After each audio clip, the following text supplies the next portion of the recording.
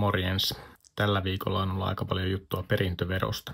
Hallituksen kasvutyöryhmä nimittäin esitti, että poistettaisiin perintövero kokonaan ja korvattaisiin se luovutusvoittoverolla. Mä kerron tässä videossa nyt sulle, minkä takia se ei ole kauhean hyvä idea. Ensinnäkin perintöveroa kertyy vuosittain semmoinen 900 miljoonaa euroa. Jos se perintövero poistettaisiin, niin vähintäänkin osa siitä jäisi saamatta. Ja se 900 miljoonaa on aika todella paljon rahaa, ottaen huomioon, että valtio tekee semmoinen 12-13 miljardia vuosittain alijäämää. Siksi toisekseen siitä perintöverosta puolet tulee hyvin pieneltä joukolta suomalaisia, niin sanotulta superrikkailta.